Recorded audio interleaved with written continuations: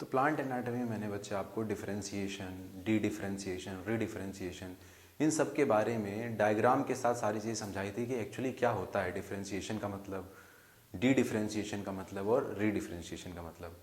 हमारी NCERT growth and development वाले chapter में इसको लिखती है। तो थोड़ा सा एक एक लाइन हम दोबारा उनके बारे में लिख लेते हैं ताकि हम देखें आगे कैसे चलना है उसके साथ लेके हमें, ठीक है।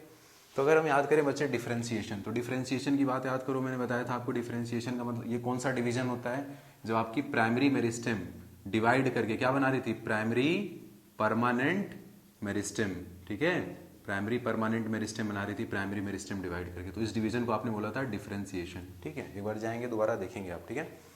तो डिफरेंशिएशन में क्या होता है, आपके रूट शूट जो एपिकल मेरिस्टेम है, जो कि एक प्राइमरी मेरिस्टेम होती है, वो क्या करती है, वो डिवाइड करके क्या बनाती है, सेल बनाती है। और कौन सी सेल, मैच्योर सेल। अब ये सेल कौन होगी, ये सेल आपकी जी नोट फेज में चली जाती है। तो प्राइमरी मेरिस्टेम ने डिवाइड करके जिन सेल्स को बनाया था, अगर हम उनको याद करें बच्चे, तो मैंने बताया था आपकी एपिडर्मिस हो गई, मेडुलरी रे हो गया, कॉर्टेक्स हो गया, ये सब क्या थे तुम्हारे प्राइमरी परमानेंट टिश्यू थे। और ये कैसे बने थे, डिफरेंशिएशन से बने थे, ठीक है। वहीं पर आपके अगर बात करें जाइलम, फ्लोएम, ये भी सब कैसे बनते हैं, डिफरेंशिएशन से बनते हैं। और जाइलम और फ्लोएम के अंदर अगर आप बात करो बच्चे, तो जो प्राइमरी जाइलम प्राइमरी फ्लोएम है, जाइलम के अंदर जो ट्रैकीड हैं वो कैसे बने हैं, डिफरेंशिएशन से बने हैं।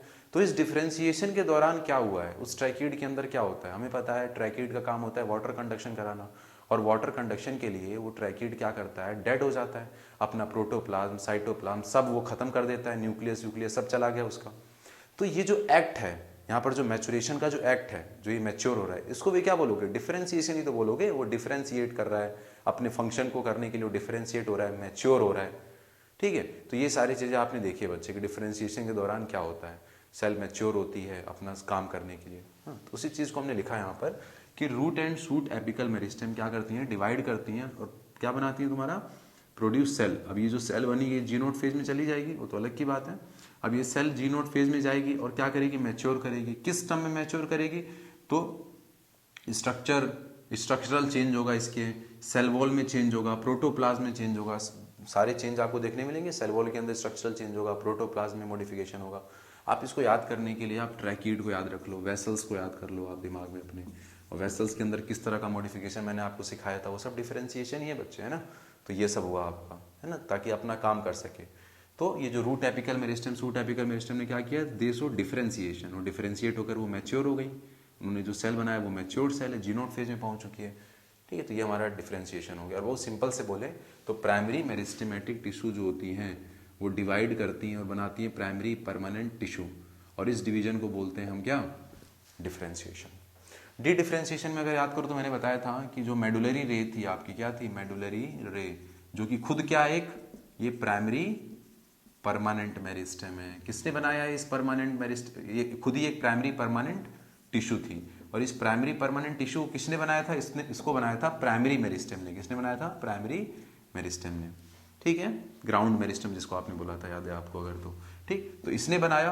अब ये प्राइमरी परमानेंट मेरिस्टेम ये मेडुलरी रे ने डिवाइड करके क्या बना दिया था, इंटरफेसिकुलर कैम्बियम। याद करो, इंटरफेसिकुलर कैम्बियम, जिसको आपने बोला था सेकेंडरी मेरिस्टेम। क्या बोला था, सेकेंडरी मेरिस्टेम।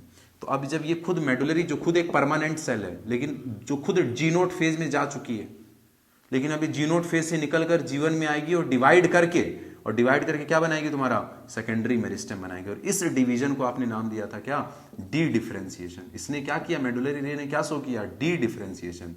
जो खुद डिफरेंशिएट हो चुकी थी वो दोबारा से डिवाइड कर रही है, तो उसको आपने बोला था डी डिफरेंशिएशन, ठीक है। तो डी डिफरेंशिएशन में क्या बनते हैं, तुम्हारे सेकेंडरी मेरिस्टेम बनते हैं, ठीक है। सेकेंडरी मेरिस्टेमेटिक टिश्यू बनती है, जैसे कि इंटरफेसिकुलर कैम्बियम हो गया। तो यहाँ पर डी डिफरेंशिएशन में क्या होता है, तो लिविंग डिफरेंशिएटेड जो सेल होती है वो डी डिफरेंशिएट करके, जो डेड हो गई वो तो कुछ करेगी नहीं। जैसे ट्रैकीड है, ट्रैकीड भी आपकी प्राइमरी परमानेंट टिश्यू ही है, लेकिन वो तो डेड हो चुकी है, तो वो आगे डिवाइड करेगी नहीं। लेकिन वही मेडुलरी है, वो भी प्राइमरी परमानेंट है, लेकिन वो लिविंग है, वो डिवाइड कर रही है, और डिवाइड होकर क्या बनाएगी, इट फॉर्म सेल। और उस सेल को क्या बोलोगे, डी डिफरेंशिएटेड सेल बोलेंगे, ठीक है। अब जो सेल बनेगी उसको क्या बोलोगे, डी डिफरेंशिएटेड सेल। और ये सेल कौन थी, तुम्हारी सेकेंडरी मेरिस्टेम होती है। क्या होती है बताओ, सेकेंडरी मेरिस्टेम होती है, ठीक। और इस सेकेंडरी मेरिस्टेम का एक एग्जांपल यहाँ पर है, कौन सा, इंटरफेसिकुलर कैम्बियम। क्या है, याद करो, इंटरफेसिकुलर कैम्बियम, ये सेकेंडरी मेरिस्टेम है। अब ये इंटरफेसिकुलर कैम्बियम क्या करेगा, इसके अंदर फिर डिवीजन होगी। अब इस डिवीजन को क्या बोलोगे आप, इस डिवीजन को बोलोगे री डिफरेंशिएशन। क्या बोलेंगे इसको हम, रीडिफरेंशिएशन। और ये रीडिफरेंशिएशन करके इंटरफेसिकुलर कैम्बियम रीडिफरेंशिएशन करेगा, क्या बनाएगा तुम्हारा? Very good sir. ये पहले तो ये interfascicular cambium sir intrafascicular cambium से जुड़कर कैम्बियम रिंग बनाता है, और उस कैम्बियम रिंग में फिर रीडिफरेंशिएशन होता है, और रीडिफरेंशिएशन होकर क्या बनता था वहां पर? सेकेंडरी परमानेंट टिश्यू, जो कि कभी फिर डिवाइड नहीं करेगी, हमेशा के लिए वो परमानेंट हो गई थी। याद करो बच्चे। हाँ, तो ये हमारी हो गई क्या चीज? D differentiated tissue. ठीक है, लगभग वो हमेशा के लिए सर वो परमानेंट हो जाती है। फिर प्लांट को अगर ग्रो करना है फिर वो आगे ग्रो करेगी। याद करो कॉर्क कैम्बियम फिर से तो ग्रो कर रहा है, फिर से डिवाइड करती है सेकेंडरी कॉर्टेक्स उसकी सेल। तो ये सारी चीजें आपको याद है सब। ठीक है, तो यहाँ पर इंटरफेसिकुलर कैम्बियम हो गया। इंटरफेसिकुलर कैम्बियम क्या करेगा तुम्हारा? ये आपकी सेकेंडरी मेरिस्टम में इंटरफेसिकुलर कैम्बियम। ठीक, अब इस इंटरफेसिकुलर कैम्बियम में फिर से हम डिवीजन कराएंगे। क्या बोलेंगे उसको? ये इंटरफेसिकुलर कैम्बियम जो कि तुम्हारी सेकेंडरी मेरिस्टम, यही सेकेंडरी मेरिस्टम है। सेकेंडरी मेरिस्टम बना है कैसे? डी डिफरेंशिएशन से। अब ये सेकेंडरी मेरिस्टम डिवाइड होकर क्या करता है? इसके अंदर क्या होता है? रीडिफरेंशिएशन होता है। क्या होता है? रीडिफरेंशिएशन। और रीडिफरेंशिएट करके क्या बनाते हैं? ये सेकेंडरी जाइलम, सेकेंडरी फ्लोएम, जो कि सेकेंडरी परमानेंट टिश्यू होती है। सेकेंडरी परमानेंट टिश्यू होती है। ठीक है, और इस डिवीजन को क्या बोलते हैं? रीडिफरेंशिएशन। यानी हमको समझ में आ गया। ठीक है, डिफरेंशिएशन में सेल ने क्या किया? मैचुरेशन शो किया अपने काम के लिए। ठीक है बच्चे, ये जो मैंने आपको बताया है इसके लिए परेशान नहीं होना है आपको। अगर समझ में नहीं आ रहा है तो इसके लिए ज़्यादा पैनिक नहीं करेंगे आप तुरंत कहाँ जाएंगे? प्लांट एनाटॉमी पे जाओ, प्लांट एनाटॉमी वाले वीडियोस दोबारा देखो, ये सारी चीज़ें एकदम समझ में आ जाएंगी। एक तरह का मैं रिवीजन करा रहा था आपको। ठीक है, अगर आपने पढ़ा ही नहीं है तो रिवीजन का कोई मतलब नहीं है फिर। ठीक है, तो इस चीज़ को आप वहाँ से देखोगे तो आपको तुरंत सारी चीज़ें समझ में आ जाएंगी। ये आपके एनसीईआरटी में दिया हुआ है इसलिए मैंने लिख दिया, लेकिन समझ में तभी आएगा जब इसको आप एक बार जाकर पढ़ोगे प्लांट एनाटॉमी से। ठीक है, तो बस यहाँ पर बस इस एक पॉइंट को आप उठा के लेके चलो आगे कि डिफरेंशिएशन में सेल क्या करती है? मैच्योर होती है। ठीक है, अपना साइटोप्लाज्म एक्सटेंड कर रही है, सेल वॉल को और मोटी कर रही है, मतलब पूरी तरह से डिफरेंशिएशन में क्या हो रहा है? सेल का मैच्योरेशन हो रहा है। ठीक है, अब हम बात करेंगे बच्चे डेवलपमेंट के बारे में। ग्रोथ हमने देख लिया, अब डेवलपमेंट देखते हैं ये क्या होता है। तो डेवलपमेंट का मतलब क्या होता है कि कोई भी सेल है अपने पूरे लाइफ टाइम में उसके अंदर क्या क्या चेंजेस हुए, उन सारी चेंजेस को मिलाकर हम बोलते हैं ये इसका डेवलपमेंट है। ठीक है, उसकी पूरी लाइफ टाइम में क्या क्या चेंजेस उसके अंदर आए उसको टोटली क्या बोलते हैं? वो उसका डेवलपमेंट है। अब पूरी लाइफ टाइम में सेल क्या करती है? डिवाइड करती है, नंबर बढ़ाती है, साइज बढ़ाती है, और क्या करती है? मैचुरेशन शो करती है, मैच्योर होती है। यानी सर पूरे लाइफ टाइम में सेल दो काम कर रही है, एक तो ग्रो कर रही है, डिवाइड कर रही है, दूसरा डिफरेंशिएशन हो रहा है उसका मैचुरेशन हो रहा है। अभी बताया था डिफरेंशिएशन मतलब मैचुरेशन। ठीक है, तो यानी हमें समझ में आ गया कि डेवलपमेंट का मतलब क्या होता है? Growth plus differentiation is equal to development. ठीक है, क्योंकि यही पूरे लाइफ में होता है। डेवलपमेंट का मतलब ये होता है कि पूरे लाइफ में क्या क्या, पूरे लाइफ में क्या करती है? दो काम करती है, ग्रो करती है और मैच्योर होती है। तो मैचुरेशन को डिफरेंशिएशन बोल दिया हमने और ग्रोथ डिवीजन हो गया। तो development is equal to growth plus differentiation. तो लिख लेंगे इसको। डेवलपमेंट क्या होता है? It is all the changes that cell undergo during its life time. और क्या आता है इसमें? इसमें दो चीजें आती हैं आपकी, ग्रोथ प्लस डिफरेंशिएशन। तो growth plus differentiation is combinedly called development. इसको कंबाइनली क्या बोल दोगे? डेवलपमेंट। देखिए यहाँ पर ये पूरा डेवलपमेंट दिखा रखा है एक सेल का। ठीक है, तो पहले क्या होता है? मेरिस्टेमेटिक सेल है, डिवाइड करेगी। देखो डिवाइड करेगी, डिवाइड करने के बाद क्या होगा? उसका साइटोप्लाज्म ग्रो करेगा, साइटोप्लाज्म का अमाउंट बढ़ेगा, साइटोप्लाज्म के अमाउंट बढ़ने से क्या हो जाएगा? उसका एक्सपेंशन हो जाएगा। देखो फिर साइटोप्लाज्मिक ग्रोथ के बाद क्या होगा? उसका एक्सपेंशन हो गया, देखो इलोंगेशन हो गया। अब इलोंगेशन के बाद क्या होगा? उसके अंदर डिफरेंशिएशन होगा। डिफरेंशिएशन के दौरान क्या होती है? सेल वॉल की थिकनिंग बढ़ेगी, अंदर का उसका साइटोप्लाज्म चेंज होगा, जो भी और चेंजेस आने सारे चेंजेस आ जाएंगे उसके अंदर। तो उससे क्या हो जाएगा? उसका मैचुरेशन हो जाएगा। इन सब चेंज डिफरेंशिएशन की वजह से क्या हो जाएगा? उसका मैचुरेशन होगा। अब मैचुरेशन से क्या हो जाएगा? वो मैच्योर हो जाएगी। मैच्योर होने के बाद क्या होगा? उसका अब ओल्ड एज में चली जाएगी, ओल्ड एज में डेथ हो गई उसकी। तो ये पूरी सेल साइकिल दिखा रखी है सर। पहले ग्रो करेगी, साइटोप्लाज्म बढ़ाएगी, इलोंगेशन हो गया, फिर डिफरेंशिएशन होगा, मैचुरेशन होगा। Differentiation is a part of maturation है ना, तो मैचुरेशन हो रहा है उसका, मैचुरेशन के बाद मैच्योर हो गई, मैच्योर होने के बाद वो डेथ हो गई, सेनिशंस ओल्ड एज में गई, फिर डेथ हो गई उसकी, लाइफ साइकिल उसकी कंप्लीट हो गई। हमारे प्लांट के अंदर बच्चे एक और खासियत होती है क्या, कि हमारे कुछ जो प्लांट होते हैं आप देखोगे, क्या देखोगे उनके अंदर, कि वो प्लांट अपने अलग अलग लाइफ टाइम में अलग अलग मॉर्फोलॉजी देखोगे आप उनकी। अगर वो जुवेनाइल स्टेज में है, यंग जुवेनाइल स्टेज में, तो उनकी अलग मॉर्फोलॉजी देखोगे, उनकी लीफ की, स्टेम की। अगर वही अपने एडल्ट स्टेज में, मैच्योर स्टेज में पहुंच गए, तो आप उनकी लीफ की मॉर्फोलॉजी कुछ अलग हो जाएगी। इसी तरीके से कुछ प्लांट क्या शो करते हैं, वो एनवायरमेंट के हिसाब से अपने आप को चेंज कर देते हैं। उन्हीं प्लांट का जो एक्सपोज्ड पार्ट है, जो एयर में है, उसकी लीफ देखो वो अलग मॉर्फोलॉजी वाली दिखाई देगी। उसी प्लांट का अगर रूट, अगर उसी प्लांट की आप लीफ की मॉर्फोलॉजी देखो जो कि पानी में डूबा हुआ है, तो उसी प्लांट की वो पानी में डूबी हुई लीफ वो अलग मॉर्फोलॉजी शो कर रही है। तो प्लांट की जो ये एबिलिटी होती है बच्चे, ठीक है, कि अलग अलग एनवायरमेंटल कंडीशन, अलग अलग पीरियड ऑफ लाइफ में अलग अलग पाथवे पे जाना, अलग अलग मॉर्फोलॉजी शो करने की जो प्लांट की जो एबिलिटी होती है, इस एबिलिटी को हम बोलते हैं प्लास्टिसिटी। ठीक है, इसे हम क्या बोलते हैं, प्लास्टिसिटी। यहां देखो एग्जाम्पल दिखा रखा है, ये जो एग्जाम्पल है जुवेनाइल और एडल्ट, ये कॉटन, कोरिएंडर ऐसे प्लांट का एग्जाम्पल है। क्या हो रहा है देखो, जुवेनाइल स्टेज में तो इनकी लीफ देखो कैसी दिख रही है, मॉर्फोलॉजी अलग मॉर्फोलॉजी है लीफ की, और यही जब मैच्योर हो गए तो इनकी लीफ की मॉर्फोलॉजी कैसी दिख रही है आपको बताओ, ये अलग मॉर्फोलॉजी दिख रही है। तो ये जो इनकी एबिलिटी है कि अलग अलग लाइफ के टाइम पर, अलग अलग अपने लाइफ टाइम पर क्या करना, अलग अलग मॉर्फोलॉजी शो करने की जो एबिलिटी है, इस एबिलिटी को बोलते हैं प्लास्टिसिटी। ठीक है, इनको देखो, ये बटरकप का एग्जांपल है। बटरकप तुम्हारे हाइड्रोफाइट्स होते हैं, इनमें देखो क्या, अगर आपका टेरेस्ट्रियल जो लीफ है इनकी, जो इनकी टेरेस्ट्रियल जो एयर में जो लीफ है, उनकी मॉर्फोलॉजी आपको ऐसी दिखाई देगी। वही इनकी जो लीफ जो पानी में डूबी हुई है, उनको देखोगे तो कैसे दिखाई देगी, ऐसी मॉर्फोलॉजी। तो एक ही प्लांट है, लेकिन इसने अलग अलग मॉर्फोलॉजी किस हिसाब से कर दी बताओ, एनवायरमेंट के हिसाब से। ठीक है, तो बोलते हैं ये एनवायरमेंटल कंडीशन के हिसाब से अपने आप को चेंज कर रहे हैं, लेकिन इस चेंज करने की एबिलिटी को क्या बोलते हैं, प्लास्टिसिटी। ठीक है, तो लिख लेते हैं इसको कि प्लास्टिसिटी क्या होती है। तो प्लांट फॉलोज डिफरेंट पाथवे, अलग अलग पाथवे फॉलो कर रहा है वो, किसके रेस्पॉन्स में, इन रेस्पॉन्स टू। वो रेस्पॉन्स दो तरीके का हो सकता है, किसके रेस्पॉन्स में, या तो वो एनवायरमेंट के रेस्पॉन्स में अलग अलग पाथवे पे चला गया, या फिर अलग अलग फेजेस ऑफ लाइफ में अलग अलग पाथवे पे चला गया, अलग अलग मॉर्फोलॉजी शो कर रहा है। और ये जो एबिलिटी होती है, अलग अलग मॉर्फोलॉजी, अलग अलग पाथवे पे चला जाना अकॉर्डिंग टू एनवायरमेंट या फिर according two phase of life, इस एबिलिटी को हम बोलते हैं प्लास्टिसिटी। देखिए, दिस इज कॉल्ड प्लास्टिसिटी। और अगर वो एनवायरमेंटल कंडीशन के हिसाब से प्लास्टिसिटी शो कर रहा है, तो इसको हम बोलते हैं एनवायरमेंटल हेट्रोफिली। हेट्रोफिली हो रही है ना, अलग अलग मॉर्फोलॉजी तो बोले हेट्रोफिली, लेकिन यहां पर एनवायरमेंटल रीजन है तो एनवायरमेंटल हेट्रोफिली। इसका एग्जांपल क्या है, बटरकप। बटरकप वाला क्या होगा, different leaves in air and water. Air वाली लीफ अलग है, अभी आपने देखी, और वाटर वाली लीफ अलग है, उनकी अलग मॉर्फोलॉजी शो कर रहा है वाटर में। वही अगर फेजेस ऑफ लाइफ के हिसाब से अगर वो अपनी मॉर्फोलॉजी चेंज कर रहे हैं, तो इसको हम बोलते हैं डेवलपमेंटल हेट्रोफिली, मतलब डेवलपमेंटल जो स्टेज है उसके हिसाब से चेंज हो रहे हैं वो। ठीक है, this is called developmental heterophylly. ठीक है, और ऐसा एग्जांपल कहां मिलेगा आपको, कॉटन, कोरिएंडर, लक्ष्यपुर, ये हमारे सब एग्जांपल है एनसीईआरटी के बच्चे ना, कॉटन, कोरिएंडर, लक्ष्यपुर। इनमें जो चेंजेस होते हैं वो इनके डेवलपमेंटल स्टेज के हिसाब से होते हैं। ठीक है, जुवेनाइल में देखोगे तो डिफरेंट, एंड मैच्योर में देखोगे तो अलग मिलेगा वो। ठीक है, हमारी जो प्लांट की ग्रोथ है बच्चे, इनको कई सारे फैक्टर हैं जो अफेक्ट करते हैं। इसमें से कुछ फैक्टर आपके प्लांट के खुद के फैक्टर हैं। तो जो प्लांट के खुद के फैक्टर जो उनकी बॉडी से रिलेटेड हैं, उनको हम बोलते हैं इंटरनल फैक्टर। और जो प्लांट के एनवायरनमेंट से रिलेटेड है, उनका एनवायरनमेंट जो उनकी ग्रोथ को अफेक्ट कर रहा है, उसको हम बोलते हैं एनवायरमेंटल फैक्टर, और एक्सटर्नल फैक्टर बोलते हैं। अब जब हम बात करेंगे यहाँ पर, अगर आप इंटरनल फैक्टर को देखो, जो प्लांट के खुद के फैक्टर हैं, ये भी दो तरीके के होते हैं। एक होता है इंट्रासेलुलर और एक होता है इंटरसेलुलर। इंट्रासेलुलर फैक्टर मतलब क्या, जो एक सेल के अंदर के जो फैक्टर हैं, जो उस सेल की ग्रोथ को, डिवीजन को अफेक्ट कर रहे हैं, वो खुद ही के, तो वो क्या होगा बताओ, उसका खुद का जेनेटिक मैकेनिज्म। ठीक है, उसका खुद का न्यूक्लियस, उसका खुद का डीएनए, उसका खुद की प्रोटीन, अंदर जो प्रोटीन बनाने की एबिलिटी है। तो ये सारे आपके इंट्रासेलुलर फैक्टर होते हैं, जो सेल के खुद के अंदर के जो फैक्टर उसको अफेक्ट कर रहे हैं बच्चे ने, उसको बोलते हैं।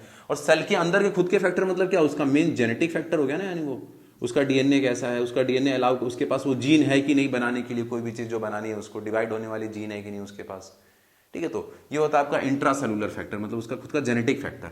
और दूसरा होता है क्या, इंटरसेलुलर, मतलब ये देखो, ये ग्रुप है सेल की। अब इनके इंटरसेलुलर मतलब इनके टिश्यू में जो केमिकल दौड़ रहा है, वो है तो प्लांट का ही, तो प्लांट का ही फैक्टर मानोगे, लेकिन वो सेल के अंदर का नहीं है ना, सेल के बाहर का है। उनके सेल के बीच में जो दौड़ रहा है, वो इस सेल को मिल रहा है कि नहीं मिल रहा है। तो ये जो प्लांट के सेल में जो दौड़ रहे हैं ऐसे, है ना, केमिकल जो इनके इंटरसेलुलर स्पेस में दौड़ रहे हैं, है ना, ये भी इसको कंट्रोल कर रहे हैं। तो इनको हम बोलते हैं इंटरसेलुलर फैक्टर। ठीक है, ये जो सेल के अंदर के नहीं है, बल्कि उसके टिश्यू में जो दौड़ रहे हैं, है ना, इनको, ये जो केमिकल्स दौड़ रहे हैं जो उनको, उनकी ग्रोथ को रेगुलेट करेंगे। जैसे हमारे अंदर बात करें तो हमारे हार्मोन, सोचो बच्चे, हार्मोन, थायरोक्सिन हार्मोन है, थायराइड ग्लैंड से बना है, अब वो आकर सेल में छोड़ दिया गया तो पूरी टिश्यू में दौड़ रहा है ना, वो तो टिश्यू में दौड़ रहा है। तो एक एक सेल को दिया जाएगा नहीं दिया जाएगा, उस पर भी डिपेंड करेगा किस सेल को मिला किस सेल को नहीं मिला। तो इसको हम बोलते हैं हमारे इंटरसेलुलर फैक्टर। और इंटरसेलुलर फैक्टर में हमें जो यहाँ पर पढ़ना हुआ है प्लांट ग्रोथ रेगुलेटर। क्या पढ़ना है यहाँ पर? प्लांट ग्रोथ रेगुलेटर, ठीक है। और वही अगर हम बात करें एक्सटर्नल फैक्टर के बारे में बात करें तो एक्सटर्नल फैक्टर में कौन आते हैं तुम्हारे? लाइट हो गया, ऑक्सीजन हो गया, टेम्परेचर हो गया, सब एक्सटर्नल फैक्टर हो गए। तो यहाँ पर हमें जो मेनली पढ़ना है बच्चे, यहाँ पर किस फैक्टर के बारे में हम पढ़ने वाले हैं? यहाँ पर हम पढ़ेंगे अपने इंटरसेलुलर फैक्टर के बारे में। और कौन से इंटरसेलुलर फैक्टर के बारे में बात करेंगे? हम प्लांट ग्रोथ रेगुलेटर्स के बारे में बात करेंगे, ठीक है। अब हम बात करेंगे बच्चे प्लांट ग्रोथ रेगुलेटर्स के बारे में, जो ये किस तरीके से प्लांट की ग्रोथ को अफेक्ट करते हैं, ठीक है। तो ये प्लांट ग्रोथ रेगुलेटर का मतलब आप समझ लो जैसे कि हमारे बॉडी के हॉर्मोन्स हैं। अब हॉर्मोन्स की क्या स्पेशलिटी है सर? अगर ये हॉर्मोन्स के बारे में बात करें बच्चे, तो हॉर्मोन्स हमें पता है कि बहुत ही स्मॉल अमाउंट में रिलीज होते हैं बॉडी में, अलग अलग केमिकल कंपोजिशन के होते हैं और पूरी बॉडी के फंक्शन को रेगुलेट कर रहे हैं, ठीक है। तो जैसे हमारे हार्मोन है उसी तरीके से प्लांट के अंदर प्लांट ग्रोथ रेगुलेटर है। ये भी बताओ स्मॉल मॉलिक्यूल होते हैं, ठीक है, अलग अलग केमिकल कंपाउंड होते हैं, बहुत ही स्मॉल अमाउंट में रिलीज होते हैं और ये प्लांट की ग्रोथ को रेगुलेट करते हैं। और जितने भी प्लांट ग्रोथ रेगुलेटर हैं बच्चे, इनको हम लोगों ने बेसिकली दो ग्रुप में कैटेगराइज कर दिया है। किसके बेसिस पे? कि इनका काम क्या है? प्लांट की ग्रोथ को तो रेगुलेट कर रहे हैं ना, तो किस तरीके से रेगुलेट कर रहे हैं? प्लांट की ग्रोथ को स्टिमुलेट कर रहे हैं कि इनिबिट कर रहे हैं? इस बेसिस पर कि ग्रोथ को स्टिमुलेट कर रहे हैं कि इनिबिट कर रहे हैं, इस बेसिस पर हम लोगों ने इसको दो ग्रुप में डाल दिया है, प्लांट ग्रोथ रेगुलेटर और प्लांट ग्रोथ इनिबिटर। अब देखते हैं कौन कौन से केमिकल आते हैं जो कि इनिबिट करते हैं, कौन कौन से जो कि स्टिमुलेट करते हैं। तो अगर हम बात करें प्लांट ग्रोथ रेगुलेटर क्या होते हैं, तो they are small simple molecule होते हैं ना, ऑफ डिफरेंट केमिकल कंपोजिशन, अलग अलग केमिकल कंपोजिशन का है सर, ठीक है। कोई आपका इसी में कोई प्यूरिन होगा, कोई कैरोटिनॉइड होंगे, कोई टर्पिन्स होंगे, कोई कुछ है ना, कोई एसिडिक नेचर का है, कोई जिब्रेलिक एसिड है तुम्हारी, तो ये सब अलग अलग केमिकल कंपोजिशन के होते हैं, ठीक। इन प्लांट ग्रोथ रेगुलेटर को हम लोगों ने किस बेसिस पे डिवाइड किया? On the basis of their function, कि वो ग्रोथ को प्रमोट कर रहे हैं कि ग्रोथ को इनिबिट कर रहे हैं। तो एक क्लास बनाया ग्रोथ प्रोमोटर, एक बनाया हम लोगों ने ग्रोथ इनिबिटर। ग्रोथ प्रोमोटर में किनको रखा हम लोगों ने? तो जो इंडोल कंपाउंड्स थे, ठीक है, ऐसे आपके ऐसे केमिकल जिनमें इंडोल रिंग प्रेजेंट थी, उनको हम लोगों ने रखा है। उनका एक हम लोगों ने क्या किया? ग्रुप बनाया और उनको हमने बोला कि ये कैसा काम कर रहे थे प्लांट के अंदर? ये ग्रोथ को प्रमोट कर रहे थे। और जितने भी इंडोल कंपाउंड थे बच्चे, उनको अगर हम बात करें इनके लिए हमने जो ग्रुप बनाया है वो ऑक्सिन नाम दिया। क्या नाम दिया? ऑक्सिन। कौन कौन से ऑक्सिन है हमारे? तो इंडोल, IA, IBA, ये तुम्हारे जो है ना ये बच्चे, ये दो आपके इंडोल कंपाउंड है जो कि प्लांट की ग्रोथ को स्टिमुलेट करते हैं, ठीक है। यहाँ पर indole 3 acetic acid, indole 3 butyric acid देखेंगे अभी आगे, है ना। तो ये जो तुम्हारे IA, IBA तो केमिकल इनमें इंडोल रिंग है, लेकिन इनको भी हम लोगों ने एक बड़े ग्रुप में डाल दिया, बोला ऑक्सिन है ये सब, ये भी ऑक्सिन है, ये भी ऑक्सिन है। अब ऑक्सिन किसे कहते हैं उसके लिए क्राइटेरिया है कुछ, जो केमिकल उस पार्टिकुलर क्राइटेरिया को फॉलो करेंगे उनको हम ऑक्सिन बोल देंगे, लेकिन ये दोनों उस क्राइटेरिया को फॉलो करते हैं इसलिए इनको हम ऑक्सिन्स बोलते हैं, ठीक है। अभी देखेंगे क्या क्राइटेरिया, आगे देखते हैं अभी। इसी तरह हमारे कुछ टर्पिन्स के कंपाउंड थे जिनमें टर्पिन थे, ठीक। तो टर्पिन वाले जो कंपाउंड थे उनको हम लोगों ने देखा, वो टर्पिन वाले कंपाउंड भी क्या कर रहे हैं बच्चे? वो प्लांट की ग्रोथ को स्टिमुलेट कर रहे थे। लेकिन जो टर्पिन कंपाउंड सारे थे जो प्लांट की ग्रोथ को स्टिमुलेट कर रहे थे, प्रमोट कर रहे थे, उनको हम लोगों ने किस में डाल दिया? उनके लिए जो ग्रुप बनाया हुआ है जिब्रेलिक एसिड। क्या ग्रुप है उनका? जिब्रेलिक एसिड में ग्रुप में उनको हमने डाल दिया, सारे टर्पिन्स कंपाउंड को, ठीक है। और अगर हम बात करें हमारे जो एडेनिन डेरिवेटिव थे बच्चे, उनका हमने क्या दिया? देखा इसमें हम एडेनिन डेरिवेटिव थे कुछ, वो एडेनिन डेरिवेटिव भी क्या कर रहे थे? प्लांट की ग्रोथ को क्या कर रहे थे? स्टिमुलेट कर रहे थे, प्रमोट कर रहे थे। और ये जो एडेनिन क्या होता है पता है? प्यूरिन्स होता है, ये प्यूरिन होते हैं, प्यूरिन पैरामिडिन जो पढ़ते हैं, तो प्यूरिन है हमारे, ठीक। एडेनिन ग्वानिन, तो एडेनिन डेरिवेटिव जो थे, इनमें कौन कौन से ऐसे कंपाउंड मिले जिनके अंदर एडेनिन कंपाउंड था आपका? एडेनिन वाली जो आपकी प्यूरिन वाली रिंग थी, कौन थे? तो आपकी काइनेटिन है और N6 furfuryl amino purine, furfuryl amino purine, N6 furfuryl amino purine और काइनेटिन, ये दो हमें मिले जो कि क्या थे? जिनके पास adenine as a constituent element था इनका, ठीक है। इनके पास प्यूरिन रिंग थी और ये क्या कर रहे थे? प्लांट की ग्रोथ को स्टिमुलेट कर रहे थे। और इनको, इन सारे एडेनिन वाले जो कंपाउंड थे बच्चे, एडेनिन के जो डेरिवेटिव थे, उनके लिए भी हमने एक ग्रुप बनाया और उस ग्रुप का नाम दिया साइटोकाइनिन। क्या नाम दिया? साइटोकाइनिन, ठीक है। अब साइटोकाइनिन ग्रुप में आने के लिए क्या क्या क्राइटेरिया है? ये दोनों उस क्राइटेरिया को फॉलो कर रहे हैं तो ये साइटोकाइनिन ग्रुप में है। और हमारे एडेनिन डेरिवेटिव जो ग्रोथ को स्टिमुलेट कर रहे थे वो सब इस क्राइटेरिया में आ रहे थे, सब इसी ग्रुप में आ रहे हैं, साइटोकाइनिन ग्रुप में आ रहे हैं। अब देखेंगे साइटोकाइनिन ग्रुप में आने के लिए क्या क्राइटेरिया है, देखते हैं अभी, ठीक है। उसी तरह हमारे पास कुछ ग्रोथ इनिबिटर है। ग्रोथ इनिबिटर क्या होते हैं बताओ? तो ग्रोथ इनिबिटर जो ग्रोथ को इनिबिट करे। इसमें कौन थे हमारे, तो कैरोटीनॉइड्स के डेरिवेटिव थे। क्या थे, कैरोटीनॉइड के डेरिवेटिव मिले जो कि ग्रोथ को इनिबिट कर रहे थे, और वो सारे जो कैरोटीनॉइड के डेरिवेटिव थे जो ग्रोथ को इनिबिट कर रहे थे उनको हम लोगों ने डाल दिया एब्सिसिक एसिड। क्या बोला, एब्सिसिक एसिड, जैसे उनके लिए हम लोगों ने अलग ही बना दिया, बोला ये सब एब्सिसिक एसिड है। ठीक है, अलग अलग केमिकल आएंगे इसमें, लेकिन सबको आप बोलोगे एब्सिसिक एसिड ग्रुप के हैं। ठीक है, हाँ, तो ये सब प्लांट ग्रोथ इनिबिटर है। इसके अलावा अगर हम देखें बच्चे तो कुछ ऐसे भी हमें कंपाउंड मिले जो कि प्लांट की ग्रोथ को दोनों वो स्टिमुलेट भी कर रहे थे, इनिबिट भी कर रहे थे।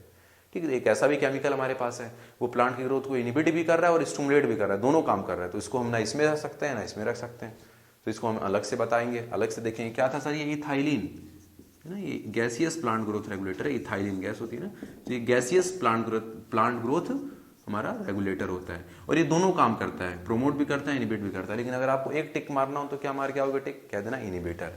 मेनली क्या होता है, ये जो मेनली है वो इनिबिटर ही है। ठीक है, लेकिन दोनों तरह की क्राइटेरिया हो गया, थायरिन हो गया जैसे कि हमारा। ठीक है, अब हमें एक एक करके पढ़ना है। हम ऑक्सिन पढ़ेंगे, जिब्रेलिक एसिड पढ़ेंगे, साइटोकाइनिन पढ़ेंगे, एब्सिसिक एसिड पढ़ेंगे, एक एक करके पढ़ेंगे सबके बारे में। थायरिन पढ़ेंगे, देखते हैं क्या काम होते हैं इनके। हमारे जितने भी प्लांट ग्रोथ रेगुलेटर हैं इनकी जो डिस्कवरी हुई है, सबकी डिस्कवरी बच्चे एक्सीडेंटल है।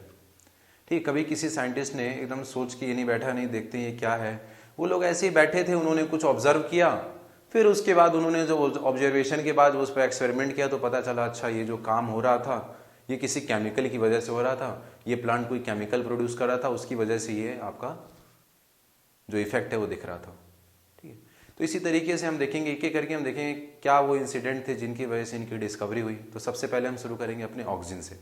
ठीक है, तो जो हमारा ऑक्सिन प्लांट ग्रोथ रेगुलेटर है बच्चे, इसकी डिस्कवरी कैसे हुई देखते हैं हम। तो हमारे चार्ल्स डार्विन और उनके लड़के फ्रांसिस डार्विन, इन लोगों ने क्या ऑब्जर्व किया, इन्होंने देखा कि जो कैनरी ग्रास है, कैनरी ग्रास की जो कोलियोप्टाइल थी ना, टिप कोलियोप्टाइल, तो इन्होंने देखा कि इसकी जो कोलियोप्टाइल है वो एक यूनिलैटरल बेंडिंग शो कर रही थी, एक तरह को बेंड कर जा रही थी। और वो यूनिलैटरल जो बेंडिंग थी किधर की तरफ बेंड कर रही थी, एक तरफ वो बेंड कर रही थी, वो साइड कौन सा था, जिधर से आपकी लाइट आ रही है। ठीक है, लाइट आ रही, लाइट की तरफ वो क्या कर रही थी, बेंडिंग शो कर रही थी। ठीक है, इन्होंने ऑब्जर्व किया, फिर उन्होंने क्या किया बच्चे, इसका जो टिप था, देखा पूरा प्लांट तो खड़ा ही है ना, फिर उन्होंने उसका केवल टिप हटा दिया, देखो डीकैपिटेशन कर दिया, इसका टिप हटा दिया। टिप हटाने के बाद देखा कि अब वो प्लांट जो है, वो जो कैनरी ग्रास है वो मूव ही नहीं कर रहा, बेंड ही नहीं कर रहा उसकी तरफ से, किधर, हमारे लाइट की तरफ, जिधर से लाइट आ रही उधर बेंड नहीं कर रहा था वो। ठीक है, ये इन्होंने देखा, फिर उन्होंने क्या किया, फिर से वो टिप जो है वो, फिर से उसको टिप अटैच कराई वहां पर, या फिर हम कह सकते हैं कि यहाँ पर डायग्राम ऐसे दिखा रखा है, या फिर देख सकते हैं कि दोबारा से टिप जब अटैच किया तो क्या किया उन्होंने कि फिर से जब उस पर लाइट आ रही है तो फिर वो लाइट की तरफ क्या शो कर रहा था, बेंडिंग शो कर रहा था। वो कोलियोप्टाइल जो है वो कैनरी ग्रास का बेंडिंग शो कर रहा था। ठीक, तो इससे इनको ये कॉन्सेप्ट समझ में आ गया कि जो ये टिप है ना, टिप कोलियोप्टाइल की जो टिप है, इसी की वजह से क्या हो रहा है, इसी की वजह से यहीं पर कुछ ऐसा हो रहा है जिसकी वजह से बेंडिंग हो रही है। टिप ऑफ द कोलियोप्टाइल जो है वही रेस्पॉन्सिबल है इस बेंडिंग के लिए। ठीक है, तो इन्होंने बस इतना अपना एक कंक्लूजन निकाल कर दे दिया कि जो टिप है वही ये जो साइट है किस चीज़ के लिए, इस ट्रांसमिटेबल इन्फ्लुएंस के लिए। ये जो इन्फ्लुएंस हो रहा है लाइट की तरफ, उसके लिए कौन रेस्पॉन्सिबल था, टिप ऑफ द कोलियोप्टाइल, है ना, और जिसकी वजह से क्या हो रहा था, तुम्हारा बेंडिंग हो जा रही थी। इन्होंने बस एक कंक्लूजन दे दिया। उसके बाद हमारे F.W. वेंट आए, वेंट साहब ने फिर ऑक्सीजन डिस्कवर किया, नाम दिया, वो सब देखते हैं। तो पहले इनके बारे में बात करते हैं, क्या किया इन्होंने बोला कि टिप ऑफ द कोलियोप्टाइल जो है is the site of transmittable influence. ठीक है, इसी साइट पर वो इन्फ्लुएंस हो रहा है जिसकी वजह से क्या हो रहा है, that caused the bending of entire coleoptile, जिसकी वजह से पूरी एंटायर कोलियोप्टाइल बेंडिंग हो जा रही है। ठीक है, तो आज से इतना पूछा जा सकता है कि चार्ल्स डार्विन और फ्रांसिस डार्विन ने, इनका काम किससे रिलेटेड है, तो ऑक्सिन से रिलेटेड है। क्या किया इन्होंने, तो कोलियोप्टाइल ऑफ कैनरी ग्रास, और क्या बोला इन्होंने कि जो टिप है वही साइट थी किसका, ट्रांसमिटेबल इन्फ्लुएंस जो है वो इन्फ्लुएंस इसी साइट की वजह से हो रहा है। और जो इन्फ्लुएंस हो रहा है उसका रिजल्ट क्या आ रहा है बच्चे, इस इन्फ्लुएंस की वजह से बेंडिंग हो जा रही है पूरी एंटायर कोलियोप्टाइल की। ठीक है, हमारे ऑक्सिन के डिस्कवरी का क्रेडिट अगर देखें बच्चे तो F.W. वेंट को जाता है ना। इन्हीं F.W. वेंट साहब ने क्या किया, ऑक्सिन को डिस्कवर किया, ऑक्सिन नाम दिया, जो नाम है ऑक्सिन नाम इन्होंने दिया। ऑक्सिन नाम कहाँ से आया बच्चे, ये ग्रीक वर्ड से आया है। ठीक है, ऑक्सीन से, जिसका मतलब होता है ग्रो। हाँ, क्यों? क्योंकि ये देखा भी गया ये ऑक्सीजन कहाँ कहाँ से प्रोड्यूस हो रहा था। ये ऑक्सीजन अगर देखा गया तो ये प्रोड्यूस भी हो रहा है ग्रोइंग पार्ट से ही प्रोड्यूस हो रहा था। कहाँ से बच्चे देखें? It is produce from the growing apices of stem and root. ठीक है, स्टेम और रूट के जो मेरिस्टेमेटिक टिश्यू होती है, जो अपेक्स होता है स्टेम का, सूट अपेक्स, रूट का रूट अपेक्स, वहीं पर प्रोड्यूस हो रहे थे। तो ग्रोइंग पार्ट पे प्रोड्यूस हो रहे हैं, काम भी ग्रोथ कराना, इसीलिए इसका नाम भी इसी हिसाब से दिया गया ऑक्सीन, मतलब है ग्रो करना। ठीक है, और वहां से प्रोड्यूस होकर, ठीक है, रूट और स्टेम के अपेक्स पे प्रोड्यूस होते हैं। और प्रोड्यूस होने के बाद जरूरत तो कई जगह हो सकती है ना इनकी, जहां इनकी ग्रोथ, जहां इनकी जरूरत पड़ेगी वहां जाएंगे। और इनका ट्रांसफर किस तरीके से होता है, अगर देखें किस तरीके से ट्रांसपोर्ट होते हैं प्लांट की बॉडी में, तो इनका जो ट्रांसपोर्ट होता है वो पोलर एंड बेसिपिटल ऑर्डर में होता है। In polar and basipetal, basic मतलब इनवर्ड, ठीक है, अंदर की तरफ ट्रांसपोर्ट होते हैं। पोलर और बेसिपिटल ऑर्डर में ट्रांसपोर्ट होते हैं प्लांट की बॉडी के अंदर। कहां से बनते हैं हमारे उसी डेवलपिंग रूट एंड शूट पर, और वहां से ट्रांसपोर्ट होते हैं पोलर और बेसिपिटल ऑर्डर में। ठीक है, और FW वेंट साहब ने इनको कहां से निकाला था ऑक्सीजन को? उन्होंने आइसोलेट किया था इसको tip of the coleoptile of oat seedling. Oat seedling की कोलियोप्टाइल के टिप से। हाँ पता है सर, अपेक्स पे ही होगा सर, कहीं भी होगा तो। और सूट की अपेक्स, कोलियोप्टाइल के अपेक्स से उन्होंने आइसोलेट किया ओट सीडलिंग के।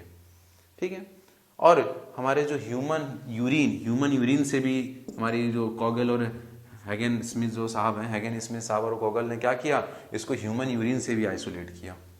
ठीक है, तो इसको आप ये नहीं याद रखना है कि कॉगल और हैगन स्मिथ साहब के बारे में याद रखो कि इन्होंने यूरिन से आइसोलेट किया, नाम याद रखने की जरूरत नहीं है। बस इतना याद रख लो कि विच ऑफ द फॉलोइंग और plant growth regulator is isolated from human urine also. तो ऐसे करके अगर आ गया तो आपका काम बन जाएगा, नहीं तो ऐसे नाम याद रखने की जरूरत नहीं है आपको। ठीक है, अगर हम बात करें ऑक्सीजन को बनाने के लिए कौन सा केमिकल चाहिए होता है, कौन सी अमाइनो एसिड चाहिए, तो ट्रिप्टोफैन। ठीक है, ट्रिप्टोफैन जो होता है ये प्रिकर्सर होता है।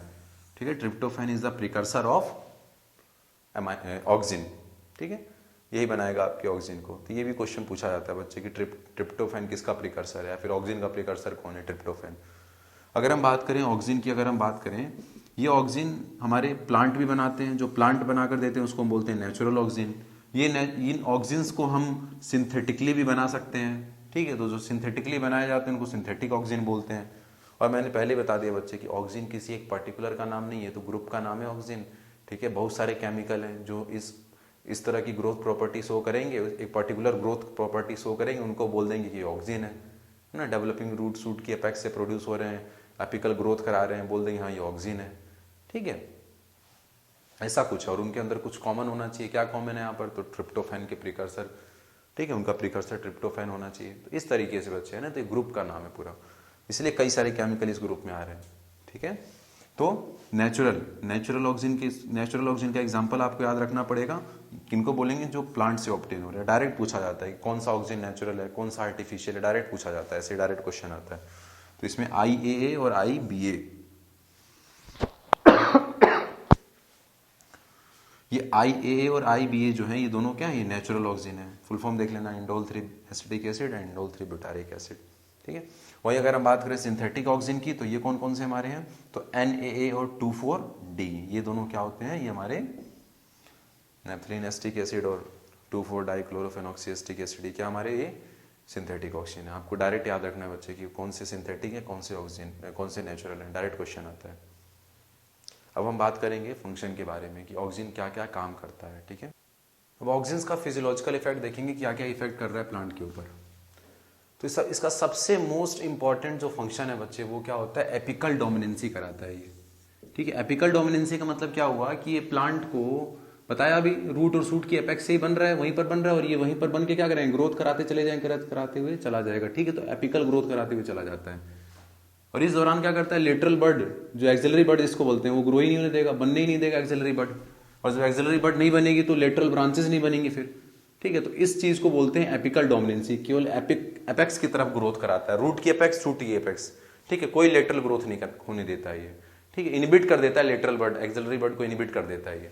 ठीक, एपिकल डोमिनेंसी मतलब क्या हो? It inhibit the lateral growth, inhibit the axillary bud को इनिबिट कर देगा, तो लेटरल ग्रोथ ऐसे इनिबिट होगी, क्योंकि एक्सिलरी बड ही हमें पता है लेटरल ब्रांचेस बनाने के लिए रेस्पॉन्सिबल होती हैं, तो उनको रोक दिया इसने। इसीलिए क्या करते हैं, जो टी प्लांटेशन होता है बच्चे ना, टी प्लांटेशन, तो अगर हम चाय पत्ती की बात करें तो उनकी तो पत्तियां ही जरूरी हैं, ठीक। तो वहाँ पर क्या होता है, वहाँ पर तो पूरा हेज मेकिंग कराते हैं, पूरा फैलाना है उनको, तो ऐसे हेज मेकिंग कराना है। तो ये तो एपेक्स पर बनेगा तो क्या करेगा, एपिकल ग्रोथ कराता हुआ चला जाएगा, तो आपको हेज नहीं बनेगा, वहाँ पर झाड़ी नहीं बनेगी आपकी। तो उसके लिए क्या करते हैं, टी प्लांटेशन में हम क्या करते हैं, डीकैपिटेशन कर देते हैं, ठीक है। डीकैपिटेशन, डीकैपिटेशन मतलब क्या, टिप्पी हटा दी, देखा आपने अभी कोलियोप्टाइल के केस में देखा आपने, कैनरी ग्रास वाले केस में देखा, टिप हटा दोगे तो फिर वहां पर ऑक्सीजन वहीं से बनना है, तो फिर वो एपिकल ग्रोथ आपकी रुक जाएगी, एपिकल डोमिनेंसी आपने ओवरकम कर दिया, ठीक है। तो इसको बोलते हैं डीकैपिटेशन, ठीक। टी प्लांटेशन के अंदर एक काम करते हैं हम, टिप हटा देते हैं, तो उससे क्या हो जाएगा, हेज मेकिंग, फिर लेटरल ग्रोथ होना शुरू हो जाती है, जो लेटरल ग्रोथ आपकी इनहिबिट हुई थी वो होना शुरू हो जाएगी, और लेटरल ग्रोथ होगी पूरी हेज मेकिंग। तो टी प्लांटेशन में हेल्पफुल होता है, डीकैपिटेशन कर देते हैं। और क्या कराता है, ये फ्लावरिंग कराता है पाइनएप्पल में, ठीक है। ये आपको याद रखना पड़ेगा कि it causes flowering in pineapple. और क्या कराएगा बच्चे ये, इसके साथ साथ और क्या काम है इसके, देखो, प्रिवेंट अर्ली ड्रॉप, जो हमारे नए फ्रूट और लीव्स होती हैं, यंग स्टिमुलेटर है, ग्रोथ को प्रमोट करने वाला हमारा केमिकल है ये, पता हमें। तो प्रमोट कैसे करेगा, जितने भी आपकी यंग जो रूट है, यंग जो हमारे फ्रूट और लीव्स होती हैं, तो यंग फ्रूट और लीव्स को गिरने से रोकता है ये, है ना, उनके अर्ली ड्रॉप को रोकता है, जो यंग है उनको नहीं गिरने देगा। वही जो ओल्ड हो गए उनको प्रमोट करेगा, तुम जल्दी गिर जाओ, है ना। तो वही देखो, प्रमोट कर रहा है abscission of older, older mature जो उनको तो गिराता है, और जो आपके क्या है, जो अर्ली वाले हैं उनको गिरने से बचा रहा है। तो ये इसका एक बहुत अच्छा काम है, ठीक है। अर्ली वालों को बचाएगा फ्रूट लीव्स को, और लेट वालों को गिरा देगा, ठीक है।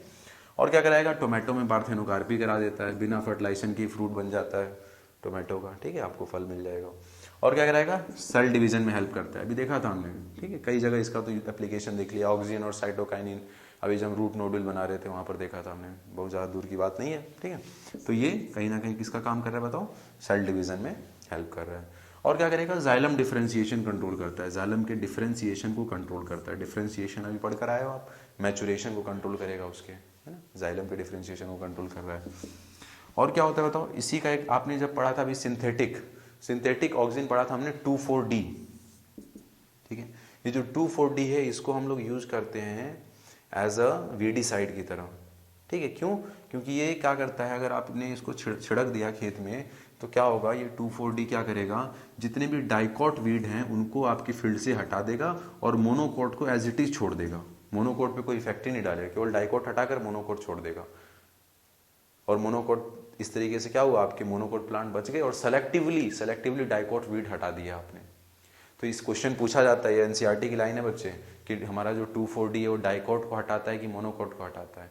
यहाँ पे तो पढ़ के चले जाते हैं, ठीक है, समझ में आ गया, वहां जाकर भूल जाता है। कैसे याद रखें इसको, देखो 2,4-D पता है क्या है, ऑक्सीजन है, हाँ सर ऑक्सीजन है, ऑक्सीजन ABCD याद किया, याद करो, है ना, ABCD याद किया है, तो आज के लिए उसको याद किया था आपने, ठीक है, एक ही लाइन में आते हैं ना ABCD, EFGH दूसरी लाइन में आते हैं। तो ऑक्सीजन किसके साथ वाला है, डी के साथ आ रहा है, तो कोई भी किसको हटाएगा, अपने साथ वालों को अफेक्ट करेगा। मोनोकोट तो पता नहीं किधर, इधर है इधर आता है सर, ABCD से याद करो ना इसको।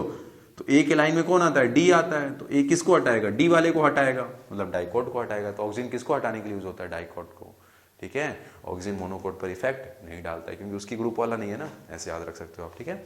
और क्या कराता है, रूट इनिशिएशन कराता है, देखो याद रखना बच्चे, रूट का इनिशिएशन कराता है, रूट की ग्रोथ नहीं कराता है, रूट की ग्रोथ को तो इनहिबिट कर देता है ये रूट की ग्रोथ को इनहिबिट कर देता है, केवल रूट का इनिशिएशन, ठीक है। स्टेम कटिंग है, स्टेम कट कर दी गई, ठीक है, तो उससे रूट इनिशिएट करा देगा, केवल इनिशिएट करा देगा, उसकी ग्रोथ नहीं कराएगा, ग्रोथ को तो इनहिबिट करता है, केवल इनिशिएट कराता है, ठीक है, याद रखना इस चीज को, इनिशिएशन कराता है, ग्रोथ नहीं कराता है। तो ये इसका फिजियोलॉजिकल फंक्शन हो गया हमारे ऑक्सीजन का। अब दूसरा इससे क्वेश्चन जो आता है बच्चे, बायोएसे मतलब कि मान लो कोई केमिकल दिया गया, आपको टेस्ट करना है कौन सा केमिकल है। तो अगर कोई केमिकल आपको दिया, अगर आप टेस्ट करना चाहते हो ये ऑक्सीजन है कि नहीं है, तो उसके लिए बायोएसे कराया जाता है। बायोएसे से आपको कन्फर्म हो गया कि ऑक्सीजन है, तो क्या क्या बायोएसे हैं, क्या ऐसा टेस्ट, क्या ऐसा एक्सपेरिमेंट करोगे कि आप ऑक्सीजन का टेस्ट कर सकते हो। तो दो इसके बायोएसे हैं, एक आपका एवेना कर्वेचर टेस्ट है, हाँ सर कर्वेचर टेस्ट पता है सर हमें, है ना, एवेना कर्वेचर टेस्ट अभी देखा सर, मूव करेगा ना, इन्फ्लुएंस करेगा, ठीक।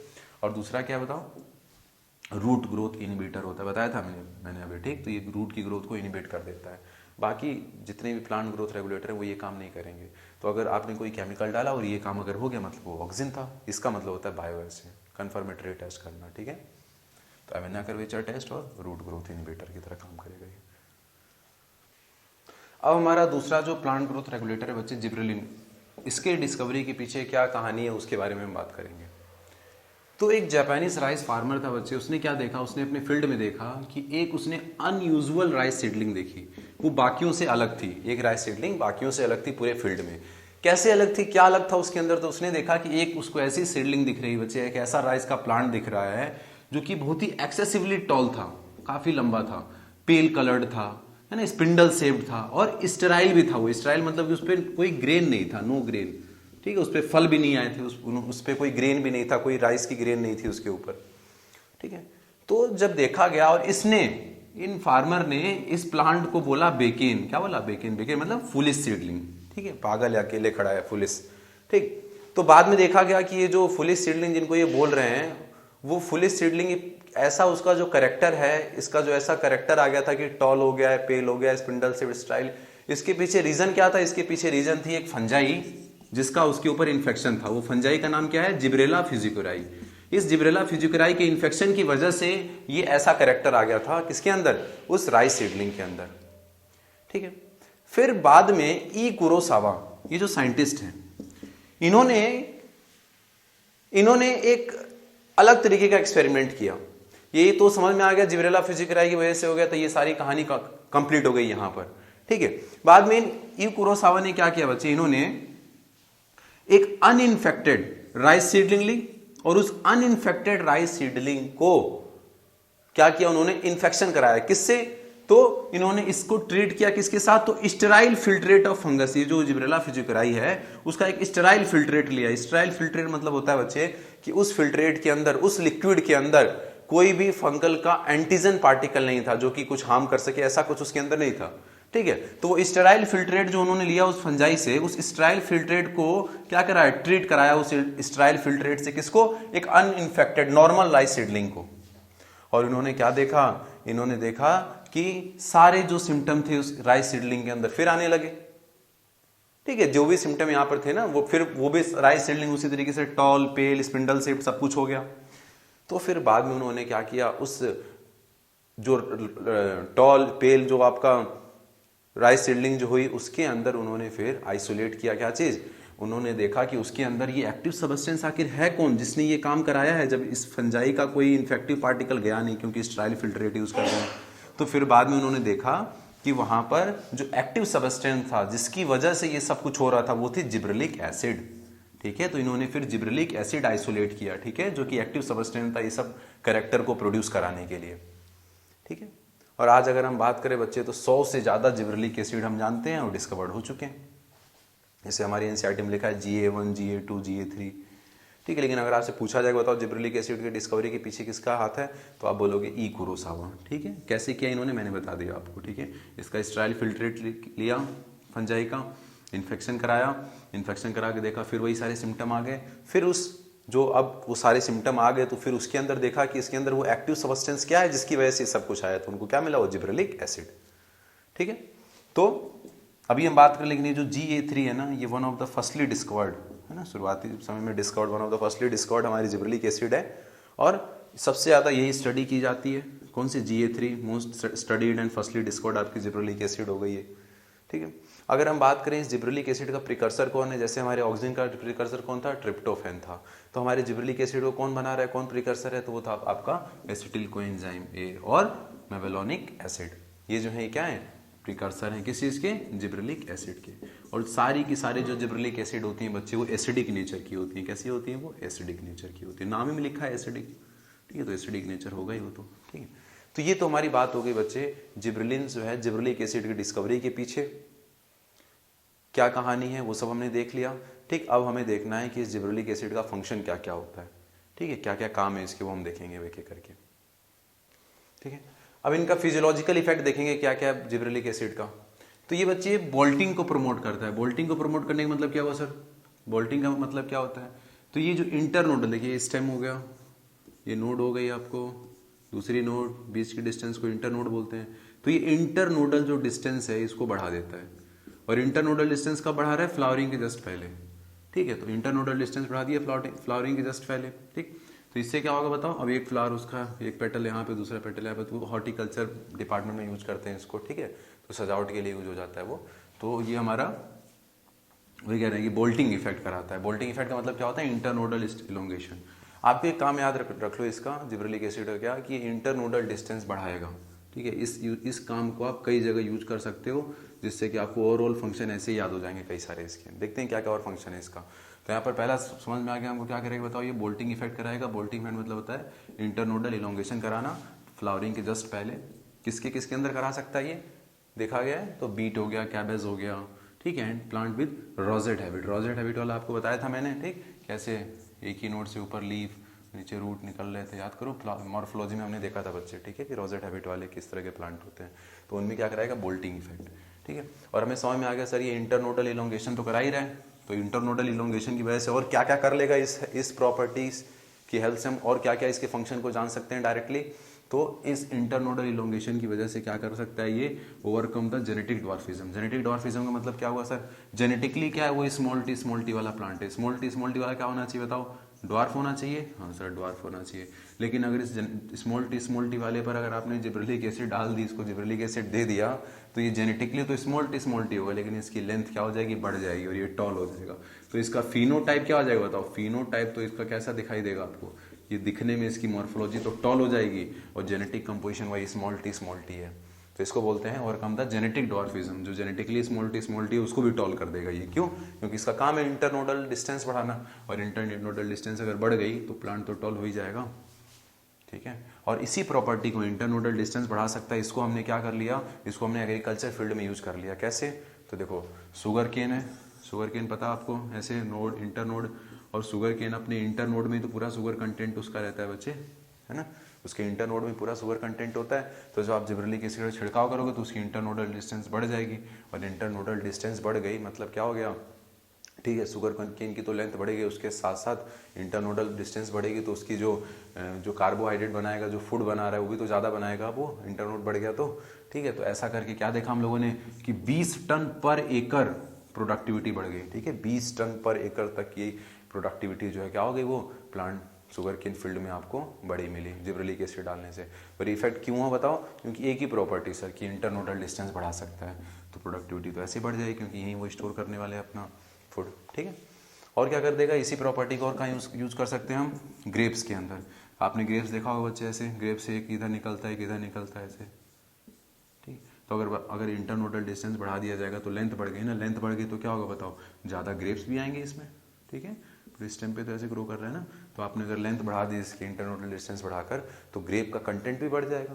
तो वही लिखा हुआ है, improve the yield in grapes, grapes में यील्ड बढ़ा दोगे आप। ठीक है, तो ये सब काम आपका डायरेक्टली आपको समझ में आ गया कि बस इसकी इंटरनल डिस्टेंस जहाँ जहाँ बढ़ा देगा वो काम आपका आ जाएगा, तो आप डायरेक्टली याद कर सकते हैं इसको। ठीक है, और क्या काम है देखो यहाँ पर, और क्या कर रहा है ये? एप्पल का शेप जो है उसको इम्प्रूव कर देगा। ठीक है, तो जहाँ भी फ्रूट रूट का शेप साइज मेंटेन करने का काम आएगा, सब जगह क्या डाल देना आप? जिब्रेलिक एसिड डाल देना। ठीक है, ऐसे याद रखने में आसानी हो जाएगी आपको। ठीक, और इसका क्या काम देखने को मिलेगा? तो जो कॉनिफर्स होते हैं ना, उनमें मैच्योरिटी पीरियड जल्दी ला देगा, उनको जल्दी मैच्योर कर देगा। जल्दी मैच्योर कर देगा तो क्या हो जाएगा? जल्दी मैच्योर हो जाएंगे तो जल्दी जल्दी वो सीड भी प्रोडक्शन कर देंगे। ठीक है, तो early seed production in conifers. ठीक है, मैच्योरिटी पीरियड एक्सटेंड करके। और क्या करा रहा है ये? मार्केट पीरियड बढ़ा देता है। जो फ्रूट्स होते हैं बच्चे, उनका मार्केट पीरियड। कैसे मार्केट पीरियड बढ़ा देगा? तो जब वो फ्रूट, अगर आपके जब वो फ्रूट कहाँ लगे हुए हैं? अभी वो प्लांट से लगे हुए हैं, और अगर आपने उस पर जिब्रेलिक एसिड डाल दिया तो ये फ्रूट ना बच्चे, वो जल्दी से सेनेसेंस नहीं होगा, वो जल्दी से गिरेंगे नहीं यहाँ से। ठीक है, ये जिब्रेलिक एसिड डालने के बाद वो जिब्रेलिक एसिड क्या करती है? इन फ्रूट को इस प्लांट से अटैच करा के रखेगा लंबे समय तक, और जब प्लांट से फ्रूट लंबे समय तक अटैच रहेंगे तो मार्केट पीरियड तो बढ़ ही गया ना। ठीक है, इसीलिए बोला जा रहा है क्या करेगा? Delayed senescence. याद रखना, किनका सेनेसेंस डिले कर रहा है? अगर आपने फ्रूट को तोड़ के रख लिया तब डाल लो, तब नहीं, वो प्लांट से ही लगे हुए हैं उस समय अगर आपने डाल दिया तो उनका मार्केट पीरियड बढ़ जाएगा। ये नहीं समझना कि तोड़ के रख लिया और जिब्रेलिक एसिड डाल दी अब काम चले, नहीं। वो जब फ्रूट आपका प्लांट से लगा हुआ है उसी समय अगर आपने डाल दिया उसमें क्या? जिब्रेलिक एसिड, तो अब वो जल्दी से यहाँ से गिरेगा नहीं, सेनेसेंस जल्दी नहीं होगा उसका, लंबे समय तक लगा रहेगा प्लांट से। ठीक है, तो उससे क्या हो जाएगी? मार्केट पीरियड तो बढ़ ही गई, अब लंबे समय तक बेच सकते हैं उसको। ठीक, लगा हुआ है वहाँ से, तो एक्सटेंड द मार्केट पीरियड। कैसे? By delay senescence. Delay senescence कर देगा। कैसे डिले करेगा वो? सो दैट डिले कर देगा सेनेसेंस, उससे क्या होगा? Fruit can be left on the tree for longer period, ताकि आप लंबे समय तक के लिए क्या करो? फ्रूट को लेफ्ट कर दो, कहाँ पर? ट्री पर छोड़ा जा सके। ठीक है, और क्या काम है देखते हैं इनका बच्चे हम। ये माल्टिंग की जो प्रोसेस है उसको भी क्या कर देता है, स्पीड अप कर देता है। माल्टिंग प्रोसेस कहाँ, ब्रीविंग इंडस्ट्री जो होती है ना, बियर वाइन सब है ना, वहाँ जो माल्टिंग प्रोसेस है वहाँ पर जो हो रहा है उसको स्पीड अप कर देगा। कैसे कर देगा, तो वहाँ जो सीरियल स्टार्च होते हैं बच्चे उसको माल्टोज में कन्वर्ट कर रहे हैं, ठीक है। तो माल्टोज में कन्वर्ट करने के लिए एंजाइम कौन सा होता है, अल्फा एमाइलेज एंजाइम। ये जो हमारा एमाइलेज एंजाइम है यही सीरियल्स को क्या कर रहा है, कन्वर्ट कर रहा है माल्टोज में। ये क्या करता है, जिब्रेलिक एसिड क्या करता है, इस अल्फा एमाइलेज जो एंजाइम है इसकी एक्टिविटी को बढ़ा देगा। जब इसकी एक्टिविटी को बढ़ा देगा तो ये स्टार्च को माल्टोज में जो कन्वर्जन है थोड़ा फास्ट हो जाएगा। फास्ट हो गया तो क्या हो गया, तुम्हारा आराम से स्पीड अप कर दिया इसने, क्या माल्टिंग प्रोसेस स्पीड अप हो गया। कैसे करा रहा है समझ में आ गया, क्योंकि एंजाइम की एक्टिविटी बढ़ा देगा। और ये जो एंजाइम की एक्टिविटी बढ़ाने वाला इसका जो नेचर है ना, इसको हम और जगह भी यूज कर सकते हैं। कैसे यूज कर सकते हैं, इसको हम यूज कर सकते हैं for the breaking of dormancy. Dormancy का मतलब समझते हैं, डोरमेंसी के अंदर क्या होता है, जो सीड है, सीड का जो मेटाबॉलिज्म होता है वही तो डाउन हो जाता है। वो जो स्टोर्ड फूड मटेरियल होता है उसको जल्दी यूज नहीं करता है वो, इसीलिए उसका मेटाबॉलिज्म डाउन रहता है, इसीलिए वो डोरमेंट स्टेज में पड़ा रहता है। धीरे धीरे खाते रहते हैं, यूज करते रहते हैं अपने स्टोर्ड मटेरियल को, इसीलिए सीड लंबे समय तक जिंदा रह जाती है क्योंकि डोरमेंट है, उसकी मेटाबॉलिज्म डाउन हो गई है। और मेटाबॉलिज्म क्यों डाउन है, क्योंकि सारे एंजाइम इनएक्टिव हैं, ठीक है, बहुत ही सप्रेस्ड फॉर्म में पड़े हुए हैं, बहुत धीरे धीरे काम कर रहे हैं सारे एंजाइम। तो ये क्या कर रहा है, ये एंजाइम की एक्टिविटी बढ़ा दे रहा है। और जब एंजाइम की एक्टिविटी बढ़ जाएगी तो एंजाइम एक्टिवेट होते ही क्या करेंगे, जितना भी स्टोर्ड फूड मटेरियल उसको जल्दी जल्दी क्या करेंगे, उसको रेस्पायर करेंगे। और जब जल्दी रेस्पायर कर रहे हैं मतलब ये एक्टिव हो गया मतलब डोरमेंसी खत्म। डोरमेंसी तभी तक तो है जब तक कि सारे एंजाइम इनएक्टिव फॉर्म में है।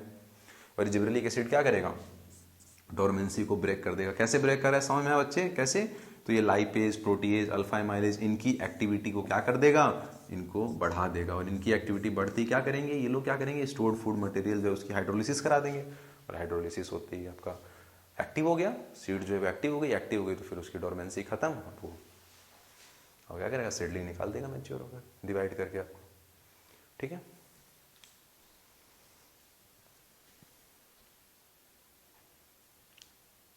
अब कैसे कंफर्म करेंगे वो कि दिया हुआ जो हमारा सबस्टेंस है, जो केमिकल है वो जिब्रेलिक एसिड है, तो उसके लिए जो बायोएसे है, जिब्रेलिक एसिड का बायोएसे क्या है तुम्हारा, barley endosperm test. Barley endosperm test किस पर बेस्ड है, तुम्हारा एंजाइम को एक्टिवेट कर देगा तो इनका डिग्रेडेशन जल्दी हो जाएगा, ठीक है। और दूसरा क्या कर सकते हैं, dwarf pea and maize test. Dwarf pea plant लाओ, मेज प्लांट लाओ, उस पर जिब्रेलिक एसिड डालो, अगर वो जिब्रेलिक एसिड होगी तो क्या हो जाएंगे, वो जेनेटिकली ड्वार्फ होते हुए भी कैसे हो जाएंगे, वो टॉल हो जाएंगे सर, ठीक है। तो अभी तो देखा था ये, तो इसकी एबिलिटी होती है। तो ये इनका दो जो है ये इसका कन्फर्मेटरी टेस्ट हो जाएगा, इसका बायो ऐसे हो जाएगा, इससे हमें पता चल जाएगा कि दिया हुआ सबस्टेंस क्या है, जिब्रेलिक एसिड है।